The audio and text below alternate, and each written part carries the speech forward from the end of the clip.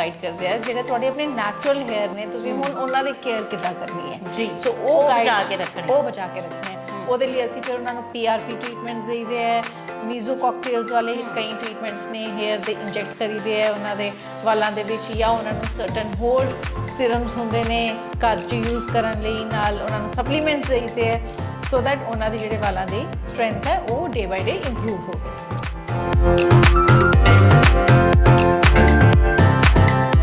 Eyebrow transplant भी कर सकते हैं सेम उन्होंने पिछे जोड़े वाल सब तो पतले वाल होंगे ने उन्होंने लैके उन्होंने थोड़े डिजाइनर वे नाल जिद्दां भी आईब्रो की शेप होंदी है ਜਿਹੜੀ ਉਹ ਚਾਹੁੰਦੇ ਨੇ ਜਿਹੜੀ ਉਹ ਚਾਹੁੰਦੇ ਨੇ ਰਾਈਟ ਉਹਨਾਂ ਨੂੰ ਸਿੱਧੇ ਜਾਂ ਕਿਹੜਾ ਟੇਡਾ ਕਿੱਦਾਂ ਕਿੰਨੇ ਥਿਕ ਕਿੰਨਾ ਵੋਲਿਊਮ ਉਹ ਅਸੀਂ ਉਹਨਾਂ ਦੇ ਪਿੱਛੋਂ ਦੀ ਕੁਝ ਕਰਾਫਟਸ ਲੈ ਕੇ ਉਹਨਾਂ ਨੂੰ ਆਈਬ੍ਰੋਜ਼ ਦੇ ਉੱਤੇ ਲਗਾਇਆ ਜਾ ਸਕਦਾ ਹੈ ਸਕਿਨ ਦੇ ਬਹੁਤ ਸਾਰੇ ਟ੍ਰੀਟਮੈਂਟਸ ਹੁੰਦੇ ਮੇਰੀ ਕਲੀਨਿਕ ਦੇ ਵਿੱਚ ਅਸੀਂ ਐਕਨੇ ਤੋਂ ਲੈ ਕੇ ਬਲੈਮਿਸ਼ਸ ਐਂਟੀ ਏਜਿੰਗ ਆਲਮੋਸਟ ਸਾਰੇ ਟ੍ਰੀਟਮੈਂਟਸ ਜਿਵੇਂ ਹਾਈਡਰਾ ਫੇਸ਼ੀਅਲਸ ਜਾਂ ਰੂਟੀਨਸ ਜਿਹੜੇ ਤੁਹਾਨੂੰ ਫੇਸ਼ੀਅਲਸ ਚਾਹੀਦੇ ਹੈ ਯੂਜੂਅਲੀ ਜਿਹੜੇ ਅਸੀਂ ਮੈਡੀ ਫੇਸ਼ੀਅਲਸ ਕਰੀਦੇ ਹੈ ਹਾਈਡਰਾ ਫੇਸ਼ੀਅਲਸ ਕਰੀਦੇ ਉਹ ਸਭ ਪ੍ਰੋਵਾਈਡ ਕਰੀਦੇ ਹੈ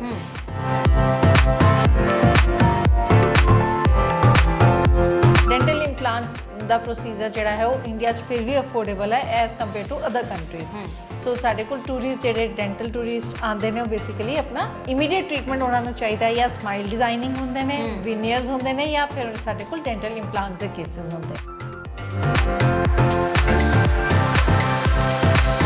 ਰਿੰਕਲਸ ਦੇ ਟ੍ਰੀਟਮੈਂਟ ਨੇ ਉਹ ਬਹੁਤ ਤਰ੍ਹਾਂ ਦੇ ਨੇ ਉਹਦੇ ਵਿੱਚ ਅਸੀਂ ਥ੍ਰੈਡਸ ਯੂਜ਼ ਕਰੀਦੇ ਹੈ ਕੌਕਸ ਥ੍ਰੈਡ ਯੂਜ਼ ਕਰੀਦੇ ਹੈ ਮੋਨੋ ਥ੍ਰੈਡਸ ਯੂਜ਼ ਕਰੀਦੇ ਹੈ ਬਟੌਕਸ ਲਗਾਈਦਾ ਹੈ ਤੇ ਜਿਹਦੇ ਨਾਲ ਕਿ ਜਿਹੜੇ ਸਾਡੇ ਰਿੰਕਲਸ ਨੇ ਉਹ ਆਲਮੋਸਟ ਫਲੈਟ ਹੋ ਜਾਂਦੇ ਬਹੁਤ ਸਾਰੇ ਲੋਕ ਡਰਦੇ ਵੀ ਨੇ ਭਾਵੇਂ ਉਹ ਹੇਅਰ ਹੋਵੇ ਭਾਵੇਂ ਸਕਿਨ ਦੀ ਕੋਈ ਟ੍ਰੀਟਮੈਂਟ ਹੋਵੇ ਬਟੌਕਸ ਵੀ ਜਿਵੇਂ ਤੁਸੀਂ ਕਿਹਾ ਕਿ ਕਿਤੇ ਪੇਨਫੁਲ ਪ੍ਰੋਸੈਸ ਤਾਂ ਨਹੀਂ ਹੈ ਨਹੀਂ ਐਕਚੁਅਲੀ ਪੇਨ ਹੁੰਦੀ ਨਹੀਂ ਹੈ ਕਿਉਂਕਿ ਅਸੀਂ ਉਹ ਜਿਹੜੀ ਸਕਿਨ ਦੇ ਉੱਤੇ ਨੰਬਿੰਗ ਕਰੀਮ ਲਗਾ ਦਈਦੀ ਹੈ ਉਹ ਨੰਬਿੰਗ ਕਰੀਮ ਅਸੀਂ ਲਗਾ ਕੇ ਅੱਧਾ ਘੰਟਾ ਪੇਸ਼ੈਂਟ ਨੂੰ ਹੀਟ ਕਰਾ ਦਈਦਾ ਠੀਕ ਹੈ ਉਸ ਤੋਂ ਬਾਅਦ ਅਸੀਂ ਉਹ ਜਿਹੜਾ ਦਵਾਈ ਇੰਜੈਕਟ ਕਰਨੀ ਹੈ ਉਹ ਬਿਲਕੁਲ ਫੀਲ ਹੀ ਨਹੀਂ ਹੁੰਦਾ ਪੇਸ਼ੈਂਟ ਨੂੰ ਕਿਉਂਕਿ ਸਾਡੀ ਅਪਰ ਲੇਅਰ ਜਿਹੜੀ ਹੈਗੀ ਹੈ ਜਿਹੜਾ ਸਾਡਾ ਇਨਪੁਟ ਪੁਆਇੰਟਸ ਨੇ ਉਹ ਸਾਰੇ ਉਹਨਾਂ ਦੇ ਨਮ ਨੇ ਆਲਮੋਸਟ ਜਿਹਨੇ ਬॉयਜ਼ ਦੀ ਬੀਅਰਡ ਘੱਟ ਹੁੰਦੀ ਹੈ ਔਰ ਜਾਂ ਉਗਦੀ ਨਹੀਂ ਹੈ ਠੀਕ ਹੈ ਔਰ ਉਹਦੀ ਡੈਂਸਿਟੀ ਨਹੀਂ ਆ ਰਹੀ ਹੈ ਫਿਰ ਉਹਨਾਂ ਦੇ ਵਿੱਚ ਵੀ ਅਸੀਂ ਬੀਅਰਡ ਟ੍ਰਾਂਸਪਲਾਂਟ ਦਾ ਵੀ ਪ੍ਰੋਸੀਜਰ ਕਰ ਸਕਦੇ ਹਾਂ ਯਾਨੀ ਤੁਸੀਂ ਆਪਣੇ ਜਿੱਦਾਂ ਦਾ ਚਾਹੋ ਆਈਬ੍ਰੋਜ਼ ਹੇਅਰ ਜਾਂ ਬੀਅਰਡ ਤੁਸੀਂ ਹਰ ਤਰੀਕੇ ਦੇ ਨਾਲ ਜਿਹੜਾ ਹੈ ਹੇਅਰ ਟ੍ਰਾਂਸਪਲਾਂਟ ਦੇ ਨਾਲ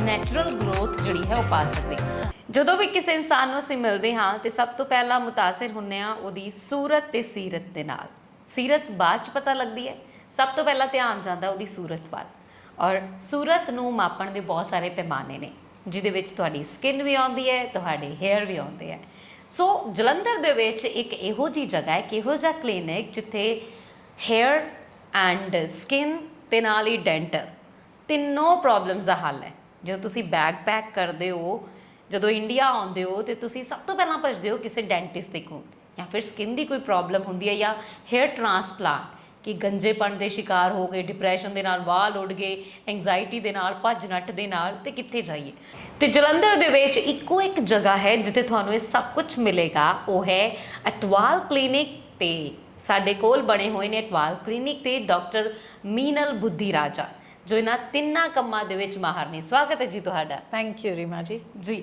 ਮੀਨਲ ਜੀ ਸਭ ਤੋਂ ਪਹਿਲਾਂ ਗੱਲ ਕਰਦੇ ਹਾਂ ਕਿ ਜਦੋਂ ਅਸੀਂ ਇੱਕ ਉਮਰ ਹੋ ਜਾਂਦੀ ਹੈ ਸਾਡੇ ਵਾਲ ਝੜਨ ਲੱਗ ਪੈਂਦੇ ਆ ਅਸੀਂ ਨਾ ਘਰ ਦੇ ਵਿੱਚ ਸਾਨੂੰ ਇਹ ਪਿਆਜ਼ ਦਾ ਰਸ ਲਾ ਲਓ ਧਨੀਏ ਦਾ ਲਾ ਲਓ ਇਹ ਕਰ ਲਓ ਬਹੁਤ ਕੁਝ ਕਰਨ ਦੇ ਬਾਅਦ ਵੀ ਉਹ ਗੱਲ ਨਹੀਂ ਬਣਦੀ ਔਰ ਹਰ ਕੋਈ ਆਪਣੀ ਲੁੱਕਸ ਨੂੰ ਲੈ ਕੇ ਕੌਨਸ਼ੀਅਸ ਤਾਂ ਹੁੰਦਾ ਹੀ ਹੈ ਸੋ ਕੀ ਸੁਜੈਸਟ ਕਰਨਾ ਚਾਹੋਗੇ ਉਹਨਾਂ ਨੂੰ ਜਿਹੜੇ ਚਾਹੁੰਦੇ ਨੇ ਕਿ ਉਹਨਾਂ ਦੇ ਵਾਲ ਦੁਬਾਰਾ ਆ ਜਾਣ ਦੇਖੋ ਇੱਕ ਤਾਂ ਜੇ ਬਿਲਕੁਲ ਹੀ ਉਹਦੀ ਗਰੋਥ ਰੁਕ ਗਈ ਹੈ ਉਹਦੇ ਲਈ ਅਸੀਂ ਕਰੀਦਾ ਹੈ ਹੇਅਰ ਟ੍ਰਾਂਸਪਲਾਂਟ ਠੀਕ ਹੈ ਉਹ ਦੋਨਾਂ 'ਚ ਕਰ ਸਕਦੇ ਹਾਂ ਆਪਾਂ ਫੀਮੇਲਸ ਦੇ ਵਿੱਚ ਵੀ ਤੇ ਮੇਲਸ ਦੇ ਵਿੱਚ ਵੀ ਉਹਨਾਂ ਦੇ ਆਪਣੇ ਹੀ ਡੋਨਰ ਏਰੀਆ ਤੋਂ ਵਾਲ ਲੈ ਕੇ ਉਹਨਾਂ ਦੇ ਜਿੱਥੇ ਮਿਸਿੰਗ ਨੇ ਉੱਥੇ ਆਪਾਂ ਉਹ ਵਾਲ ਲਗਾ ਦਿੰਦੇ ਨੇ ਜੀ ਤਾਂ ਵੈਸੇ ਤਾਂ ਉਹਦੇ ਨਾਲ ਕਰਕੇ ਜੇ ਥੋੜੇ ਜਿਹੇ ਝੜਦੇ ਨੇ ਫਿਰ ਆਪਾਂ ਉਹਨਾਂ ਦਾ ਡਾਈਟ ਪਲਾਨ ਉਹਨਾਂ ਨੂੰ ਸਪਲੀਮੈਂਟਸ ਐਂਟੀਆਕਸੀਡੈਂਟਸ ਜਾਂ ਉਹਨਾਂ ਦਾ ਖਾਣ ਪਾਨ ਲਾਈਫ ਸਟਾਈਲ ਉਹ ਸਾਰਾ ਉਹਨਾਂ ਨੂੰ ਗਾਈਡ ਕਰੀਦਾ ਉਹਦੇ ਹਿਸਾਬ ਨਾਲ ਉਹਨਾਂ ਦੀ ਵਾਲਾਂ ਦੀ ਇੰਪਰੂਵਮੈਂਟ 'ਚ ਹੈਲਪ ਕਰਾਈਦੀ ਹੈ ਜੀ ਰੈਸਟ ਜਿਹੜਾ ਰੂਟੀਨ 'ਚ ਫ੍ਰੀਜ਼ੀਨੈਸ ਹੋ ਜਾਣਾ ਮੌਸਮ ਚੇਂਜ ਹੋਣ ਕਰਕੇ ਵਾਲਾਂ ਦੇ ਵਿੱਚ ਨਮੀ ਖਤਮ ਹੋ ਜਾਣਾ ਜਾਂ ਉਹਦੇ ਹਿਸਾਬ ਨਾਲ ਕੀ ਇਸ਼ੂਜ਼ ਨੇ ਕਿਉਂ ਵਾਲ ਝੜ ਰਹੇ ਨੇ, ਉਹ ਸਾਰੀਆਂ ਰੀਜ਼ਨਸ ਲੱਭ ਕੇ ਅਸੀਂ ਇਦਾਂ ਦੇ ਤਰ੍ਹਾਂ ਦੇ ਟ੍ਰੀਟਮੈਂਟਸ ਪ੍ਰੋਵਾਈਡ ਕਰੀਦੇ। ਹੇਅਰ ਟ੍ਰਾਂਸਪਲਾਂਟ ਦੀ ਤੁਸੀਂ ਗੱਲ ਕੀਤੀ ਹੈ ਤੇ ਡਾਈਟ ਦੀ ਵੀ, ਮੈਂ ਹੇਅਰ ਟ੍ਰਾਂਸਪਲਾਂਟ ਤੇ ਪਹਿਲਾਂ ਆਉਣਾ ਚਾਹੂੰਗੀ ਕਿ ਇਹ ਪ੍ਰੋਸੈਸ ਕਿਵੇਂ ਹੁੰਦਾ ਹੈ, ਕਿਉਂਕਿ ਬਹੁਤ ਸਾਰੇ ਲੋਕਾਂ ਦੇ ਮਨ ਦੇ ਵਿੱਚ ਬਹੁਤ ਸਾਰੇ ਸਵਾਲ ਨੇ ਇਹਨੂੰ ਲੈ ਕੇ। ਹਾਂਜੀ, ਹੇਅਰ ਟ੍ਰਾਂਸਪਲਾਂਟ ਪਹਿਲੇ ਆਪਾਂ ਇਹ ਨੋਟ ਕਰਨਾ ਹੈ ਕਿ ਕਿਹੜੇ ਗ੍ਰੇਡ ਦਾ ਉਹਨਾਂ ਨੂੰ हेयर लॉस होया होया जी, ठीक है। मेल पैटर्न हेयर लॉस और फीमेल पैटर्न हेयर लॉस दोनों च बहुत फर्क होता है। पहले आप मेल्स की गल कर लेने जी। मेल्स का पहले तो जाता है साइड टेंपल एरिया, फिर उन्होंने ब्रिज एरिया जाना शुरू हो जाता है, फिर उन्होंने ऑक्सीपिटल एरिया जाना शुरू हो जाता है, फिर असी उन्होंने उस पार्ट जिहड़ा उन्होंने वाल बच गए ने ਉੱਥੋਂ ਦੀ ਅਸੀਂ ਉਹਨਾਂ ਦੇ ਲਈਦੇ ਨੇ ਵਾਲ, ਉਹਨਾਂ ਨੂੰ ਇੱਕ ਇੱਕ ਵਾਲ ਕੱਢ ਕੇ FUE ਟੈਕਨੀਕ ਦੇ ਨਾਲ, ਫੋਲੀਕੂਲਰ ਯੂਨਿਟ ਐਕਸਟ੍ਰੈਕਸ਼ਨ ਟੈਕਨੀਕ ਦੇ ਨਾਲ ਇੱਕ ਇੱਕ ਵਾਲ ਕੱਢ ਕੇ ਉਹ ਆਪਾਂ ਮਿਸਿੰਗ ਏਰੀਆ ਤੇ ਲਗਾ ਦਈਦਾ ਜੀ। ਉੱਥੇ ਜਿਹੜੀ ਫਿਰ ਗਰੋਥ ਹੁੰਦੀ ਹੈ ਉਹ ਇੱਕ ਨੈਚੁਰਲ ਤਰੀਕੇ ਨਾਲ ਹੀ, ਜਿਵੇਂ ਸਾਡੇ ਆਪਣੇ ਵਾਲ ਬਾਕੀ ਗਰੋ ਕਰਦੇ ਨੇ, ਉਹੀ ਵਾਲ ਫਿਰ ਵਾਪਸ ਉੱਥੇ ਗਰੋ ਹੋਣੇ ਸ਼ੁਰੂ ਹੋ ਜਾਂਦੇ ਹੈ। ਜੀ, ਇਹ ਬਹੁਤ ਵਧੀਆ ਗੱਲ ਕਹੀ ਹੈ ਤੁਸੀਂ ਕਿ ਗਰੋਥ ਆਣੀ ਸ਼ੁਰੂ ਹੋ ਜਾਂਦੀ। ਬਹੁਤ ਸਾਰੇ ਲੋਕਾਂ ਨੂੰ ਲੱਗਦਾ ਕਿ ਗਰੋਥ ਆਉਂਦੀ ਹੀ ਨਹੀਂ ਹੈ। ਹਾਂ, ਨਹੀਂ, ਗਰੋਥ ਆਂਦੀ ਹੈ। ਇਟ ਆਲ ਡਿਪੈਂਡਸ ਕਿ ਤੁਹਾਡੀ ਆਪਣੀ ਬਲੱਡ ਪ੍ਰੋਫਾਈਲ ਕਿੰਨਾ ਹੈ, vitamin D deficiency, iron deficiency, ਜਾਂ ਹੋਰ ਕੋਈ ਵਿਟਾਮਿਨ B12 ਜਾਂ ਹੋਰ ਕਿਸੇ ਵੀ ਤਰ੍ਹਾਂ ਦੀ ਤੁਹਾਨੂੰ ਕੋਈ ਮੈਡੀਕਲ ਇਸ਼ੂਜ਼ ਹੈ, ਸ਼ੂਗਰ ਪੇਸ਼ੈਂਟ ਹੋ ਜਾਂ ਹਾਈਪਰਟੈਂਸ਼ਨ ਹੈ ਜਾਂ ਕੋਈ ਵੀ ਹੋਰ ਸਾਰੀ ਕੰਸੀਡਰ ਕਰਦੇ ਹੋਏ ਬਲੱਡ ਪ੍ਰੋਫਾਈਲ ਨੂੰ ਉਹਦੇ ਹਿਸਾਬ ਨਾਲ ਹੀ ਉਹਨਾਂ ਦੀਆਂ ਦਵਾਈਆਂ ਸ਼ੁਰੂ ਕਰੀਦੀਆਂ ਤੇ ਉਹਦੇ ਤੇ ਹੀ ਡਿਪੈਂਡ ਹੋ ਕੇ ਉਹਨਾਂ ਦਾ ਜਿਹੜਾ ਹੈ ਸਕਸੈਸ ਰੇਟ ਉਹਨਾਂ ਦੇ ਵਾਲਾਂ ਦਾ ਆਂਦਾ ਹੈ। ਕਿਹੜੀ ਏਜ ਗਰੁੱਪ ਹੈ ਜਿਹਨੂੰ ਤੁਸੀਂ ਇਹ ਸੁਜੈਸਟ ਕਰਦੇ ਹੋ ਕਿ ਜਿਨ੍ਹਾਂ ਨੂੰ, ਕਿਉਂਕਿ ਬਹੁਤ ਵਾਰੀ ਇਦਾਂ ਹੁੰਦਾ ਹੈ ਕਿ ਕਈ ਵਾਰੀ 35 ਸਾਲ ਤੋਂ ਬਾਅਦ 40 ਸਾਲ ਤੋਂ ਬਾਅਦ ਜ਼ਿਆਦਾ ਝੜਨੇ ਸ਼ੁਰੂ ਹੋ ਜਾਂਦੇ ਆ, ਫਿਰ ਬਹੁਤ ਲੋਕ ਇਹੋ ਜਿਹੇ ਨੇ ਜਿਹੜੇ ਕਹਿੰਦੇ ਨੇ ਇੱਕ ਉਮਰ ਤੋਂ ਬਾਅਦ ਹੁਣ ਕੋਈ ਬਹੁਤਾ ਫਰਕ ਨਹੀਂ ਪੈਂਦਾ। ਰਾਈਟ, ਤੇ ਤੁਸੀਂ ਕੀ ਕਹਿਣਾ ਚਾਹੋਗੇ ਇਹਦੇ ਬਾਰੇ? ਨਹੀਂ, ਹੇਅਰ ਟ੍ਰਾਂਸਪਲਾਂਟ ਐਕਚੁਅਲੀ ਅਸੀਂ ਕਹਿੰਦੇ 23 ਪਲੱਸ 23 ਪਲੱਸ ਦੀ ਏਜ ਦੇ ਵਿੱਚ ਕੋਈ ਵੀ ਲੜਕਾ ਹੈ ਜਾਂ ਲੜਕੀ ਹੈ ਉਹ ਕਰਾ ਸਕਦੇ ਹੈ।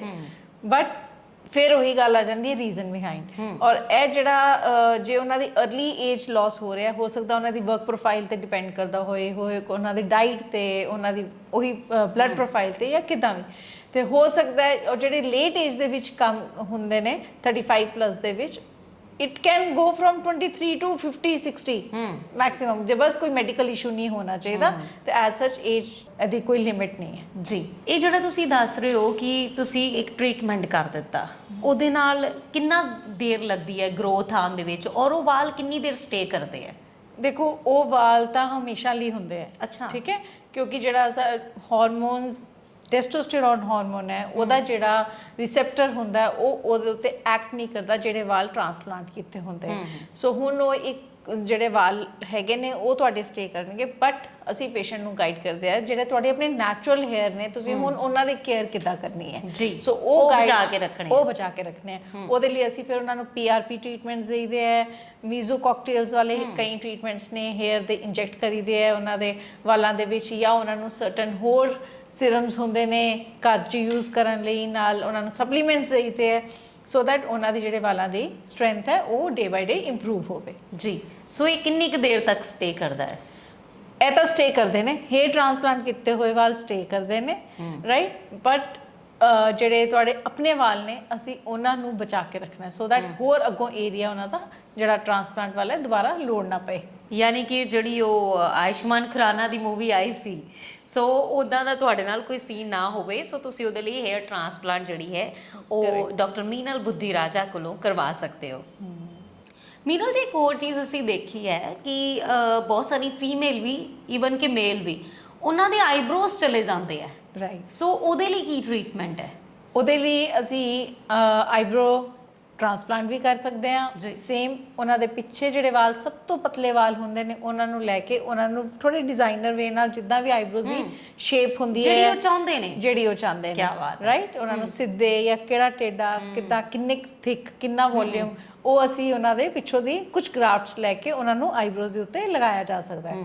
ਆਈਬ੍ਰੋਜ਼ ਦੇ ਨਾਲ ਨਾਲ ਈਵਨ ਜਿਹਨੇ ਬॉयਜ਼ ਦੀ ਬੀਅਰਡ ਘੱਟ ਹੁੰਦੀ ਹੈ ਔਰ ਜਾਂ ਉਗਦੀ ਨਹੀਂ ਹੈ, ਠੀਕ ਹੈ, ਔਰ ਉਹਦੀ ਡੈਂਸਿਟੀ ਨਹੀਂ ਆ ਰਹੀ ਹੈ, ਫਿਰ ਉਹਨਾਂ ਦੇ ਵਿੱਚ ਵੀ ਅਸੀਂ ਬੀਅਰਡ ਟ੍ਰਾਂਸਪਲਾਂਟ ਦਾ ਵੀ ਪ੍ਰੋਸੀਜਰ ਕਰ ਸਕਦੇ ਹਾਂ। ਯਾਨੀ ਤੁਸੀਂ ਆਪਣੇ ਜਿੱਦਾਂ ਦਾ ਚਾਹੋ ਆਈਬ੍ਰੋਜ਼, ਹੇਅਰ ਜਾਂ ਬੀਅਰਡ, ਤੁਸੀਂ ਹਰ ਤਰੀਕੇ ਦੇ ਨਾਲ ਜਿਹੜਾ ਹੈ ਹੇਅਰ ਟ੍ਰਾਂਸਪਲਾਂਟ ਦੇ ਨਾਲ ਨੈਚੁਰਲ ਗਰੋਥ ਜਿਹੜੀ ਹੈ ਉਹ ਪਾ ਸਕਦੇ।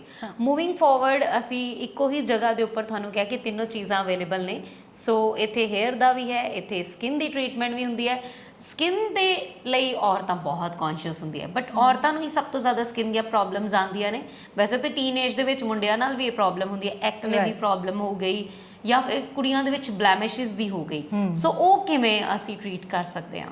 ਦੇਖੋ, ਸਕਿਨ ਦੇ ਬਹੁਤ ਸਾਰੇ ਟ੍ਰੀਟਮੈਂਟਸ ਹੁੰਦੇ ਆ ਮੇਰੀ ਕਲੀਨਿਕ ਦੇ ਵਿੱਚ। ਅਸੀਂ ਐਕਨੇ ਤੋਂ ਲੈ ਕੇ ਬਲੈਮਿਸ਼ਸ, ਐਂਟੀ ਏਜਿੰਗ, ਆਲਮੋਸਟ ਸਾਰੇ ਟ੍ਰੀਟਮੈਂਟਸ, ਜਿਵੇਂ ਹਾਈਡਰਾ ਫੇਸ਼ੀਅਲਸ ਜਾਂ ਰੂਟੀਨਸ ਜਿਹੜੇ ਤੁਹਾਨੂੰ ਫੇਸ਼ੀਅਲਸ ਚਾਹੀਦੇ ਹੈ, ਯੂਜੂਅਲੀ ਜਿਹੜੇ ਅਸੀਂ ਮੈਡੀ ਫੇਸ਼ੀਅਲਸ ਕਰੀਦੇ ਆ, ਹਾਈਡਰਾ ਫੇਸ਼ੀਅਲਸ ਕਰੀਦੇ ਆ, ਉਹ ਸਭ ਪ੍ਰੋਵਾਈਡ ਕਰੀਦੇ ਆ। ਬਟ ਜਿਹੜੇ ਬਲੈਮਿਸ਼ਸ ਦਾ ਟ੍ਰੀਟਮੈਂਟ ਹੈ ਉਹ ਮੇਨਲੀ ਗਰਲਸ ਔਰ ਬॉयਜ਼ ਦੋਨਾਂ ਦੀ ਹੀ ਪ੍ਰੋਬਲਮ ਬਣ ਚੁੱਕੀ ਹੋਈ ਹੈ, ਬਿਕੋਜ਼ ਜਿਹੜਾ ਸਾਡਾ ਹੁਣ ਸਨਲਾਈਟ ਦਾ ਇਫੈਕਟ ਹੈ ਉਹ ਬਹੁਤ ਜ਼ਿਆਦਾ ਆ ਰਿਹਾ ਹੈ ਜੀ, ਬਿਕੋਜ਼ ਓਜ਼ੋਨ ਲੇਅਰ ਹੈ ਜਿਹੜੀ ਸਾਡੀ ਉਹ ਡਿਪਲੀਟ ਕਰ ਰਹੀ ਹੈ। ਉਹਦੇ ਨਾਲ ਹਰ ਕੋਈ ਸਨ ਐਕਸਪੋਜ਼ਰ ਹੈ, ਤੇ ਜਿਹੜੀ ਮੇਨ ਚੀਜ਼ ਹੈ ਪਬਲਿਕ ਨੂੰ ਸਨਸਕ੍ਰੀਨ ਦੀ ਵੈਲਿਊ ਨਹੀਂ ਪਤਾ। ਜਿਹੜਾ ਸਨਸਕ੍ਰੀਨ ਹੈ ਉਹ ਆਪਣੇ ਆਪ 'ਚ ਹੀ ਉਹਦੇ ਬਹੁਤ ਸਾਰੇ ਫੀਚਰਸ ਨੇ ਕਿ ਉਹ ਸਾਨੂੰ ਰੇਸ ਤੋਂ ਤਾਂ ਪ੍ਰੋਟੈਕਟ ਕਰਦਾ ਹੀ ਕਰਦਾ ਹੈ, ਨਾਲ ਉਹ ਐਂਟੀ ਏਜਿੰਗ ਵੀ ਇੱਕ ਤਰ੍ਹਾਂ ਦੀ ਕਰੀਮ ਬਹੁਤ ਅੱਛੀ ਚੀਜ਼ ਹੈ, ਰਾਈਟ। ਤਾਂ ਇਸ ਲਈ ਸਨਸਕ੍ਰੀਨ ਦੀ ਜਿਹੜੀ ਵਰਤੋਂ ਹੈ ਉਹ ਜ਼ਰੂਰ ਸਾਡੀ ਰੂਟੀਨ ਦੇ ਵਿੱਚ ਹੋਣੀ ਚਾਹੀਦੀ ਹੈ। ਸੈਕੰਡਲੀ ਅਸੀਂ ਜਿਹੜਾ ਹੋਰ ਟ੍ਰੀਟਮੈਂਟ ਕਰੀਦਾ ਉਹ ਹੈਗਾ ਐਕਨੇ, ਬੱਚਿਆਂ ਤੋਂ ਲੈ ਕੇ ਇਵਨ ਕੋਈ ਨਾ ਕੋਈ ਪੀਰੀਅਡਸ ਅਪ ਡਾਊਨ ਹੋਣਾ ਜਾਂ ਕੋਈ ਵੀ ਕਿਸੇ ਵੀ ਕਾਰਨਵਸ਼ ਜਿਹੜੇ ਐਕਨੇ ਹੈ ਉਹ ਬਹੁਤ ਕਾਮਨ ਹੋ ਚੁੱਕੇ ਹੋਏ ਹੈ, ਰਾਈਟ।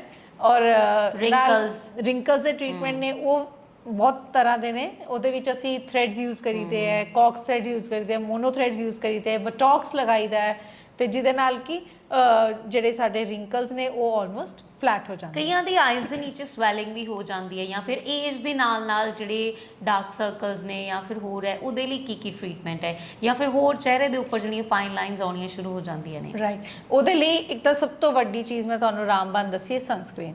ਠੀਕ ਹੈ, ਸਨਸਕ੍ਰੀਨ ਦੀ ਵਰਤੋਂ ਸਾਡੀ ਰੂਟੀਨ ਦੇ ਵਿੱਚ ਹੋਣੀ ਹੀ ਚਾਹੀਦੀ ਹੈ। ਸੈਕੰਡਲੀ, ਜੇ ਲਾਈਨਾਂ ਜ਼ਿਆਦਾ ਡੀਪ ਹੋ ਵੀ ਗਈਆਂ ਵਿਦ ਦ ਏਜ, ਜਿਹੜਾ ਸਾਡਾ ਸਕਿਨ ਦਾ ਕੋਲਾਜਨ ਹੈ ਉਹ ਘਟ ਰਿਹਾ ਹੈ, ਉਹਦੇ ਵਿੱਚ ਸਾਡੀ ਸਕਿਨ ਲਟਕ ਵੀ ਰਹੀ ਹੈ, ਲਾਈਨਸ ਵੀ ਆ ਰਹੀਆਂ, ਫਾਈਨ ਲਾਈਨਸ ਵੀ ਆ ਰਹੀਆਂ, ਉਹਦੇ ਲਈ ਅਸੀਂ ਉਹਨਾਂ ਨੂੰ ਬਟੌਕਸ ਦੇਈਦਾ, ਕਰੀਮਸ ਦੇਈਦੀਆਂ, ਉਹਨਾਂ ਨੂੰ ਜਿਹੜੀ ਵੀ ਰਿਪੇਅਰਿੰਗ ਪ੍ਰੋਡਕਟਸ ਆਪਾਂ ਘਰ 'ਚ ਯੂਜ਼ ਕਰਨ ਲਈ ਦੇਦੇ ਹੈ।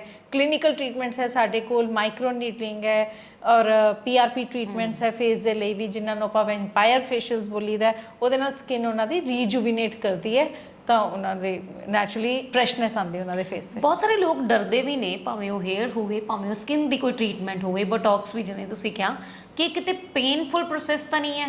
ਨਹੀਂ, ਐਕਚੁਅਲੀ ਪੇਨ ਹੁੰਦੀ ਨਹੀਂ ਹੈ, ਕਿਉਂਕਿ ਅਸੀਂ ਉਹ ਜਿਹੜੀ ਸਕਿਨ ਦੇ ਉੱਤੇ ਨੰਬਿੰਗ ਕਰੀਮ ਲਗਾ ਦਈਦੀ ਹੈ। ਉਹ ਨੰਬਿੰਗ ਕਰੀਮ ਅਸੀਂ ਲਗਾ ਕੇ ਅੱਧਾ ਘੰਟਾ ਪੇਸ਼ੈਂਟ ਨੂੰ ਵੇਟ ਕਰਾ ਦਈਦਾ, ਠੀਕ ਹੈ। ਉਸ ਤੋਂ ਬਾਅਦ ਅਸੀਂ ਉਹ ਜਿਹੜਾ ਦਵਾਈ ਇੰਜੈਕਟ ਕਰਨੀ ਹੈ ਉਹ ਬਿਲਕੁਲ ਫੀਲ ਹੀ ਨਹੀਂ ਹੁੰਦਾ ਪੇਸ਼ੈਂਟ ਨੂੰ, ਕਿਉਂਕਿ ਸਾਡੀ ਅਪਰ ਲੇਅਰ ਜਿਹੜੀ ਹੈਗੀ ਹੈ, ਜਿਹੜਾ ਸਾਡਾ ਇਨਪੁਟ ਪੁਆਇੰਟਸ ਨੇ ਉਹ ਸਾਰੇ ਉਹਨਾਂ ਦੇ ਨਮ ਨੇ ਆਲ ਓਵਰ ਸਕਿਨ। ਬਿਲਕੁਲ ਉੱਥੇ ਪੇਨ ਬਿਲਕੁਲ ਨਹੀਂ ਹੁੰਦੀ, ਜਿਹਨੂੰ ਆਪਾਂ ਸੁੰਨ ਕਰ ਦੇਣਾ ਕਹਿੰਦੇ ਆ, ਉਹਦੇ ਨਾਲ ਤੁਹਾਨੂੰ ਪੇਨ ਵੀ ਨਹੀਂ ਹੁੰਦੀ। ਸੋ ਇਹ ਪ੍ਰੋਸੈਸ ਬਿਲਕੁਲ पेनफुल नहीं है, बिना किसी डर तो तुसी कर सकते हो, और बजट फ्रेंडली भी है। बजट फ्रेंडली भी, एग्जैक्टली, राइट। तो डिपेंड करता है, बट कई बारी सानू बटॉक्स भी यूज़ करना पैंदा है, थ्रेड्स भी यूज़ करने पैंदे है, ते फेस लिफ्ट ਲਈ भी सानू कॉक्स थ्रेड्स भी लगाने पैंदे है। सो कई बारी तीनों ट्रीटमेंट ਇੱਕੋ ਹੀ पेशेंट ਦੇ ਉੱਤੇ सानू करना भी पैंदा है, but it's really safe. Results भी है ਇਹਦੇ, ਔਰ ਇਹਦੇ ਰਿਜ਼ਲਟਸ ਲਾਸਟ ਵੀ ਕਰਦੇ ਨੇ।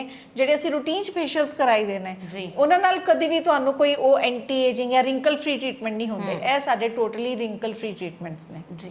But last not the least ਗੱਲ ਕਰਦੇ ਹਾਂ ਅਸੀਂ ਡੈਂਟਲ ਕੇਅਰ ਦੀ। ਅਕਸਰ ਅਸੀਂ ਜਦੋਂ ਫੋਰਨ ਤੋਂ ਆਉਂਦੇ ਹਾਂ ਤੇ ਅਸੀਂ ਇਹ ਸੋਚਦੇ ਹਾਂ ਕਿ ਆਉਂਦਿਆਂ ਨਾਲ ਆਪਾਂ ਸਾਰੇ ਟ੍ਰੀਟਮੈਂਟਸ ਕਰਵਾ ਲੈਣੇ ਆ, ਅਸੀਂ ਆਪਣਾ ਸਾਰਾ ਕੁਝ ਡਿਊ ਕੀਤਾ ਹੁੰਦਾ, ਆਪਣੀ ਅਪਾਇੰਟਮੈਂਟਸ ਤੱਕ ਲਈਆਂ ਹੁੰਦੀਆਂ। ਸਭ ਤੋਂ ਪਹਿਲਾਂ ਅਸੀਂ ਲੱਭਦੇ ਹਾਂ ਕੋਈ ਡੈਂਟਲ ਕਲੀਨਿਕ। ਸੋ ਮੀਨਲ ਬੁੱਧੀ ਰਾਜਾ ਜੀ, ਜਿੱਥੇ ਇਹਨਾਂ ਦੇ ਕੋਲ ਸਕਿਨ ਤੇ ਹੇਅਰ ਟ੍ਰਾਂਸਪਲਾਂਟ ਦਾ ਵੀ ਹੈ, ਸਕਿਨ ਨੂੰ ਵੀ ਇਹ ਰੈਜਨੋਵੇਟ ਕਰਦੇ ਨੇ, ਉਹਦੇ ਨਾਲ ਨਾਲ ਜੇ ਅਸੀਂ ਡੈਂਟਲ ਕੇਅਰ ਦੀ ਗੱਲ ਕਰੀਏ ਤਾਂ ਉਹਦੇ 'ਚ ਵੀ ਮਹਾਰਤ ਹਾਸਲ ਰੱਖਦੇ ਨੇ। ਸੋ ਜੀ ਫਿਲਹਾਲ ਜੇ ਅਸੀਂ ਗੱਲ ਕਰੀਏ ਤਾਂ ਇਸ ਵੇਲੇ ਜਿਹੜੇ ਪੇਸ਼ੈਂਟਸ ਨੇ ਜ਼ਿਆਦਾ ਕਿਹੜੀਆਂ ਪ੍ਰੋਬਲਮਸ ਲੈ ਕੇ ਆ ਰਹੇ ਆ ਤੁਹਾਡੇ ਕੋਲ? ਬੇਸਿਕਲੀ ਜਿਹੜੇ ਉੱਥੇ ਬਿਜ਼ੀ ਲਾਈਫ ਸਟਾਈਲ ਉਹਨਾਂ ਦਾ ਹੋਣ ਕਰਕੇ ਉਹ ਕੀ ਕਰਦੇ ਨੇ, ਦੰਦ 'ਚ ਦਰਦ ਹੁੰਦਾ ਹੈ ਤੇ ਜਾ ਕੇ ਦੰਦ ਉਹਨਾਂ ਦਾ ਨਿਕਲ ਜਾਂਦਾ ਹੈ, ਕਢਾ ਜਾਂਦੇ ਨੇ। ਉਸ ਤੋਂ ਬਾਅਦ ਹੁਣ ਲਗਵਾਨਾ ਉਹਨਾਂ ਨੂੰ ਉੱਥੇ ਮਹਿੰਗਾ ਪੈਂਦਾ ਹੈ। ਫਿਰ ਉਹ ਸਾਡੇ ਕੋਲ ਕੰਸਲਟ ਕਰਦੇ ਨੇ ਬੇਸਿਕਲੀ ਡੈਂਟਲ ਇੰਪਲਾਂਟਸ ਦੇ ਲਈ। ਡੈਂਟਲ ਇੰਪਲਾਂਟਸ ਦਾ ਪ੍ਰੋਸੀਜਰ ਜਿਹੜਾ ਹੈ ਉਹ ਇੰਡੀਆ 'ਚ ਫਿਰ ਵੀ ਅਫੋਰਡੇਬਲ ਹੈ as compare to other countries. So ਸਾਡੇ ਕੋਲ ਟੂਰਿਸਟ ਜਿਹੜੇ ਡੈਂਟਲ ਟੂਰਿਸਟ ਆਉਂਦੇ ਨੇ ਉਹ ਬੇਸਿਕਲੀ ਆਪਣਾ ਇਮੀਡੀਏਟ ਟ੍ਰੀਟਮੈਂਟ ਉਹਨਾਂ ਨੂੰ ਚਾਹੀਦਾ ਹੈ, ਜਾਂ ਸਮਾਈਲ ਡਿਜ਼ਾਈਨਿੰਗ ਹੁੰਦੇ ਨੇ, ਵਿਨੀਅਰਸ ਹੁੰਦੇ ਨੇ, ਜਾਂ ਫਿਰ ਸਾਡੇ ਕੋਲ ਡੈਂਟਲ ਇੰਪਲਾਂਟਸ ਦੇ ਕੇਸਿਸ ਹੁੰਦੇ ਜੀ। ਸੋ ਇਹ ਵੀ ਇੱਕ ਬਜਟ ਫ੍ਰੈਂਡਲੀ ਵੀ ਹੈ, ਔਰ ਇਹਦੇ ਨਾਲ ਤੁਸੀਂ ਸਮਾਈਲ ਡਿਜ਼ਾਈਨਿੰਗ ਦੀ ਗੱਲ ਕਹੀ ਹੈ। ਸੋ ਸਮਾਈਲ ਡਿਜ਼ਾਈਨਿੰਗ ਕਿਵੇਂ ਕਰਦੇ ਹੋ? ਸਮਾਈਲ ਡਿਜ਼ਾਈਨਿੰਗ ਐਕਚੁਅਲੀ ਕਈਆਂ ਦੇ ਕ੍ਰੂਕਡ ਟੀਥ ਹੁੰਦੇ ਹੈ, ਸ਼ੇਪਲੈਸ ਟੀਥ ਹੁੰਦੇ ਹੈ, ਡਿਸਕਲਰਡ ਟੀਥ ਹੁੰਦੇ ਹੈ, ਠੀਕ ਹੈ, ਜਿਹੜੇ ਇਹਨਾਂ ਦੇ ਸਮਾਈਲ ਲਾਈਨ ਹੁੰਦੀ ਹੈ ਉਹ ਬਹੁਤ ਅਪੀਲਿੰਗ ਨਹੀਂ ਹੁੰਦੀ। ਫਿਰ ਇਹੋ ਜਿਹੇ ਪੇਸ਼ੈਂਟਸ ਨੂੰ ਅਸੀਂ ਸਮਾਈਲ ਡਿਜ਼ਾਈਨ ਦੱਸੀਦਾ ਹੈ। ਡਿਪੈਂਡ ਕਰਦਾ ਚੈੱਕ ਕਰਕੇ ਕਿ ਉਹਨਾਂ ਨੂੰ ਵਿਨੀਅਰਸ ਦੀ ਲੋੜ ਹੈ, ਕੈਪਿੰਗ ਦੀ ਲੋੜ ਹੈ, ਜਾਂ ਉਹਨਾਂ ਦੇ ਕੋਲ ਇੰਨਾ ਟਾਈਮ ਤਾਂ ਹੁੰਦਾ ਨਹੀਂ ਕਿ ਅਸੀਂ ਉਹਨਾਂ ਨੂੰ ਬ੍ਰੇਸਿਸ ਦੇ ਸਕੀਏ। ਫਿਰ ਅਸੀਂ ਉਹਨਾਂ ਨੂੰ ਇਨਵਿਜ਼ਲਾਈਨ ਟੈਕਨੀਕ ਦੇ ਨਾਲ ਵੀ ਠੀਕ ਕੀਤਾ ਜਾ ਸਕਦਾ ਜੀ। ਇਸ ਦੇ ਨਾਲ ਜਿਹੜਾ ਮੇਨ ਹੋਰ ਪੇਸ਼ੈਂਟਸ ਸਾਡੇ ਕੋਲ ਕੁਐਰੀ ਕਰਦੇ ਨੇ ਉਹ ਹੈਗਾ ਟੀਥ ਵਾਈਟਨਿੰਗ ਜੀ। Teeth whitening, bleaching. ਸੋ ਉਹਦੇ ਲਈ ਪੇਸ਼ੈਂਟ ਸਾਡੇ ਕੋਲ ਬਹੁਤ ਕਾਮਨਲੀ ਵਿਜ਼ਿਟ ਕਰਦੇ ਨੇ। ਸੋ ਆਲਮੋਸਟ ਹਰ ਤਰ੍ਹਾਂ ਦਾ ਟ੍ਰੀਟਮੈਂਟ ਡੈਂਟਲ ਦਾ ਸਾਡੇ ਕੋਲ ਅਵੇਲੇਬਲ ਹੈ, ਇੱਕ ਛੋਟੀ ਜੀ ਫਿਲਿੰਗ ਤੋਂ ਲੈ ਕੇ ਸਕੇਲਿੰਗ, ਪੋਲਿਸ਼ਿੰਗ, ਡੈਂਟਲ ਇੰਪਲਾਂਟ, ਐਵਰੀਥਿੰਗ ਜੀ। ਰਾਈਟ। ਸੋ ਯਾਨੀ ਇੱਕ ਛੱਤ ਥੱਲੇ ਤੁਹਾਨੂੰ ਤਿੰਨੋਂ ਚੀਜ਼ਾਂ ਮਿਲ ਰਹੀਆਂ ਨੇ, ਤੁਹਾਨੂੰ ਇੱਧਰ ਉੱਧਰ ਭਟਕਣ ਦੀ ਲੋੜ ਨਹੀਂ ਹੈ। ਜੇ ਤੁਸੀਂ ਚਾਹੁੰਦੇ ਹੋ ਕਿ ਆਪਣੇ ਹੇਅਰ ਦੀ ਗਰੋਥ ਅੱਛੇ ਤਰੀਕੇ ਦੇ ਨਾਲ ਕਰਨਾ, ਤਾਂ ਵੀ ਇੱਕੋ ਨਾਮ ਯਾਦ ਰੱਖੋ, ਡਾਕਟਰ ਮੀਨਲ ਬੁੱਧੀ ਰਾਜਾ। ਔਰ ਜੇ ਤੁਸੀਂ ਚਾਹੁੰਦੇ ਹੋ ਕਿ ਤੁਹਾਡੀ ਸਕਿਨ ਇੱਕਦਮ ਪਰਫੈਕਟ ਹੋ ਜਾਵੇ, without blemishes, without wrinkles, celebrity look ਚਾਹੁੰਦੇ ਹੋ, ਤਾਂ ਉਹਦੇ ਲਈ ਵੀ ਡਾਕਟਰ ਮੀਨਲ ਬੁੱਧੀ ਰਾਜਾ। ਔਰ ਜੇ ਤੁਸੀਂ ਚਾਹੁੰਦੇ ਹੋ ਕਿ ਤੁਹਾਡੀ ਜਿਹੜੀ ਸਮਾਈਲ ਹੈ ਉਹ ਪਰਫੈਕਟ ਹੋ ਜਾਏ, ਤੁਹਾਡੇ ਵਾਈਟਨਿੰਗ ਹੋ ਜਾਵੇ, ਕਿਸੇ ਤਰ੍ਹਾਂ ਦੀ ਕੋਈ ਵੀ ਦੰਦਾਂ ਦਾੜਾਂ ਦੇ ਵਿੱਚ ਕੋਈ ਪ੍ਰੋਬਲਮ ਨਾ ਹੋਵੇ, ਤਾਂ ਵੀ ਇੱਧਰ ਉੱਧਰ ਭਟਕਣ ਦੀ ਲੋੜ ਨਹੀਂ। ਕਿਉਂਕਿ ਫੋਰਨ ਦੇ ਵਿੱਚ ਤਾਂ ਤੁਹਾਨੂੰ ਪਤਾ ਹੀ ਹੈ, ਨਿਊਜ਼ੀਲੈਂਡ ਦੇ ਵਿੱਚ ਤੁਹਾਨੂੰ ਪਤਾ ਹੀ ਹੈ ਕਿ ਇੱਥੇ ਆਪਾਂ ਨੂੰ ਜਲਦੀ ਅਪਾਇੰਟਮੈਂਟ ਨਹੀਂ ਮਿਲਦੀ। ਸੋ ਉਹਦੇ ਲਈ ਵੀ ਤੁਸੀਂ ਇੱਕੋ ਹੀ ਨਾਮ ਯਾਦ ਰੱਖੋ, ਅਗੇਨ ਡਾਕਟਰ ਮੀਨਲ ਬੁੱਧੀ ਰਾਜਾ ਹੈ। ਤੇ ਉਹ ਗੱਲ ਹੋ ਗਈ ਕਿ ਐਂਟਰਟੇਨਮੈਂਟ ਸੋ ਜੀ, ਉਮੀਦ ਕਰਦੇ ਹਾਂ ਕਿ ਤੁਹਾਨੂੰ ਸਾਡਾ ਅੱਜ ਦਾ ਇਹ ਪ੍ਰੋਗਰਾਮ ਵਧੀਆ ਲੱਗਾ ਹੋਵੇਗਾ। ਡਾਕਟਰ ਮੀਨਲ ਬੁੱਧੀ ਰਾਜਾ, ਤੁਸੀਂ ਆਪਣਾ ਵਕਤ ਦਿੱਤਾ, thank you so much. Thank you ma'am, thank you.